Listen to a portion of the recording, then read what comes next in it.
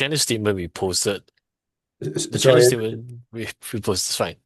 I'm not going to repeat whatever we had in the challenge statement, but I just want to give additional context to why we are pushing for this. And I mean, as we all know, we're in Singapore. The URE is actually encouraging a lot of vertical greenery, rooftop landscaping, more plants on buildings. And they have a few schemes to really encourage developers to consider this. And one issue that we usually face is the idea of maintaining this landscape.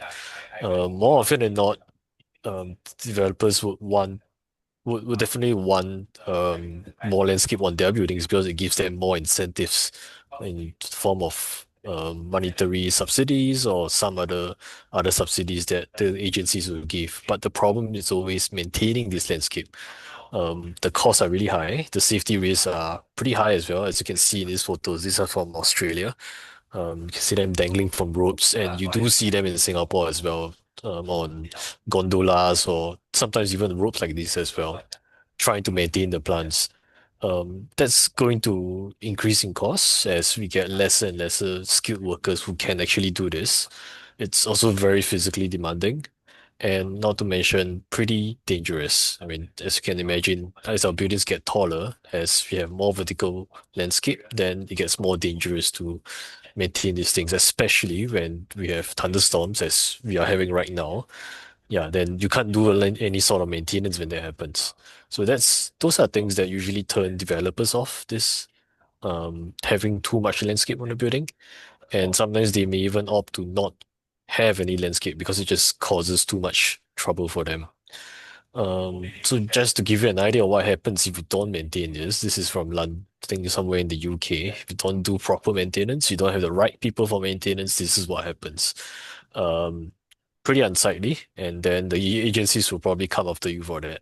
So it's something we're trying to avoid, um, both at the design stage, but also in the post-design, post-occupancy, where we try to make it as easy to maintain as possible, but then that is also very costly. Just to give you also an idea of what actually needs to happen when you are talking about maintaining landscapes like this. Things like irrigation check, you have to dose fertilizers, you have to do pruning and trimming, lots of things here which I won't go through every single one, but it requires a lot of dexterity, requires multiple senses, touch, sight, smell, to really assess the condition of the plants. And there's also a lot of application of this complex horticultural knowledge that you really need skilled workers for. So to send a guy with a lot of experience up there, who may not be in the right, you know, may not be physically possible to do it, then that's also getting a bit more troublesome nowadays. So we were also looking at certain advances in adjacent fields, like especially in agriculture. If you look at places like let's say the Netherlands, they do have robots going through the orchards picking plants. So they've trained these robots using a mix of traditional computational methods and also visual AI to help them pick things like peaches, apples, even olives in Israel. We've also experimented with sensor robots in some of our pavilions. So the one on the right is the Singapore pavilion where we had these robots that are on tracks that help us inspect the greenery. And there's also a lot of other efforts. I think the one in the bottom is actually a open source CNC machine that homeowners can use for planting. So there's so many of these efforts that are coming up that um, the technology to do what we require for urban landscaping probably already exists. Along the same lines, we were also looking at robotic maintenance of landscapes. And there's all these various robots that are coming out that help us clean glass facades, help us polish them, help us do maintenance on these different facades that we thought may be relevant as well. It's more of a combination of what we had for agricultural technology and facade cleaning robots that may be able to be used for maintaining maintenance of vertical landscapes in Singapore. So just an idea of the context surrounding this challenge statement, and I think we can be open to questions right now. Right. Okay. You were very fast. Yeah, I will try to keep it short. Short and sweet. Okay. Yeah. There are no questions in the chat at the moment, but perhaps people are just starting to think through the questions. And while they're doing that, I might give you a question or two. But you've looked around the world for other solutions. What do you think is stopping, is the biggest obstacle to some of the solutions that you've liked? Is it just a straight cost, or is it more technical? Where is the balance of the biggest problems that you're facing in adopting a solution? I my take on it, I'm not entirely sure because I'm not the one doing the maintenance, but my take on it from observations in adjacent fields is that the people who are experts in maintaining landscapes are not necessarily experts in robotic maintenance of Yeah, anything. yeah. Yeah, so there's this cross-disciplinary gap that exists at the moment. So say that again, Anders. Sorry, there's this cross-disciplinary gap. Yeah. Yeah. Mm, And as I think you said very rightly up front, it's about designing maintenance when you're constructing in the first place. And so too often in all of these activities, we try to bolt on mm, follow-on services that were not part of the original design. And so that obviously adds to costs and functionality. Um, mm. Andy Flessers has asked the question, they are permanent installs or always a machine that is brought in? So I guess Andy's speaking to the fact that, yeah, you're only having periodic maintenance, and so you have to wheel machinery in and get it going. Mm. Or would you see typically, ideally, that it's part of the system? I think That's, this depends. It depends on the system in play. Like if let's say this part of the facade is easily accessible and the machine required is pretty small, then you could be something that's brought in. But if we look at certain tall buildings in Singapore, especially, we usually have a permanent maintenance unit on the yeah. roof. Yeah, so those are for larger scale maintenance objects, larger scale facades, then those would likely have to be permanent. So it really depends on the context of the building. I think permanent or temporary both would work. Yeah. Yeah, I mean, and to that point, David sort of asks, are there any height or weight limitations? I guess the short answer is perhaps yes, but the longer answer is, well, there's a balance of issues, is it? Yeah. I mean, Yeah. what typically from your exploration internationally is the highest that you sort of see greenery in terms of doors? Highest we have seen in highest greenery that we have seen. Maybe not internationally, Singapore, the one I can't recall the name, Capital Spring or Capital Yeah, yeah, yeah. Green. Yeah, one of this. Yeah, you've got trees all the way up there. So that is probably one of the tallest.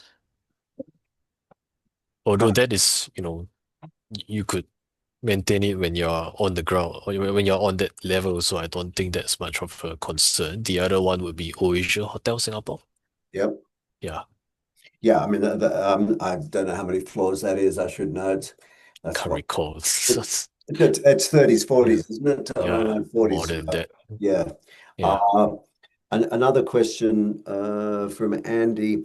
How do they currently handle the pieces of plant? Simply in a bucket, in a pocket?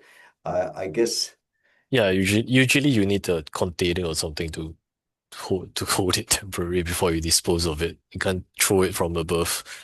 I mean, you technically you could, you just have to cordon off the entire area downstairs, and usually you don't have the yes. you don't have the possibility to do that. Um, Yvonne, no, you can't unmute. It's just the way the systems are set up. I'm sorry if I can just trouble you to type your question and then I'll direct it to Anders and the team. And Maybe Yvonne would like to just type in the chat, then we could yes, respond. Yeah. uh, just perhaps what was can the robot go to organic shape buildings like Apple Store and Ion? Okay, I think David also has a question about building specifications. I think this is kind of related together. I think maybe as a start, because after all, this program is quite a short run. We could consider just let's say smaller scale buildings because it's Yeah. uh, technically once you have a system up, scaling it will be much easier. But developing the capability to do that in the first place, figuring out what we require at a small scale might be a more feasible thing, and then we can think about larger buildings, organic shape buildings, and all that. Yes, it would seem obviously Yeah, a more traditional shape is easier in yeah. the short term. So, I so don't know, yeah. Yvonne, if Sorry. your question is going to anything else, is there a follow-on question behind that, Yeah. perhaps? So just for context, Elvin, if you're here to correct me, if I'm not wrong, GWS is actually we may actually have a site for prototyping. I'm not sure how tall it is at the moment, but it's quite a short building. Very simple vertical wall. So I think that could really be a proof of concept. Just a simple, flat, vertical building facade. In fact, most of the buildings in Singapore are like that anyway.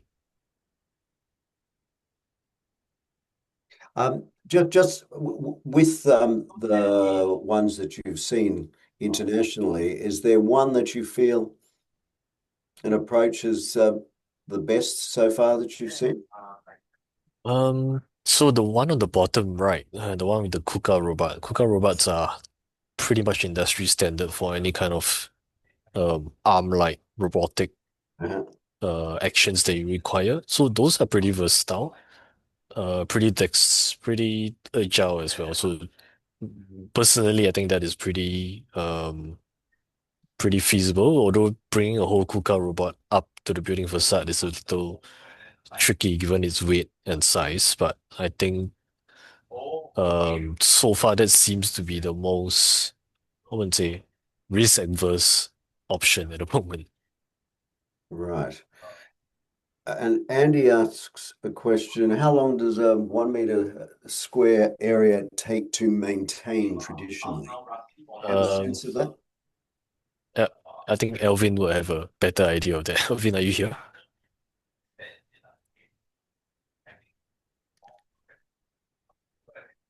Um, I, Alvin? I think he's muted actually. I don't think he can unmute. Okay. Um, Johan, can you unmute Alvin? I'm trying right now. Alvin, are you able to um If he wasn't given rights initially, I don't know that you can. I can ask Alvin to unmute. Alvin, has anything popped up on your screen?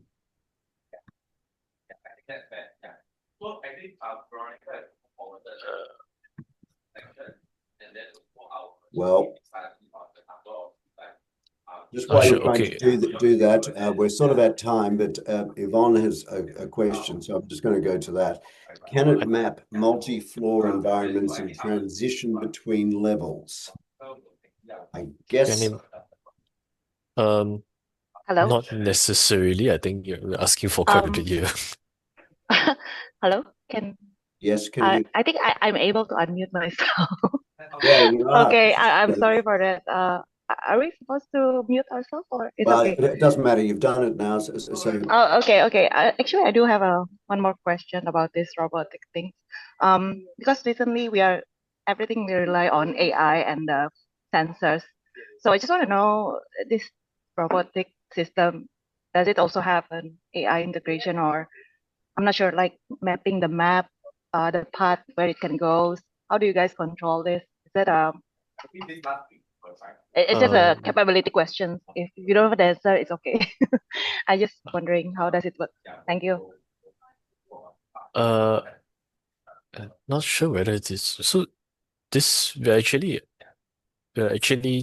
providing the Chinese statement. We don't have a solution for it. yeah, yeah. I know. It's just Yeah. I mean in the current market, Oh, are you current also market. foreseeing that this robot will have AI integration where they can, like those drone, we can actually control the Uh, path and the yeah, is it very that sophisticated, high tech? okay.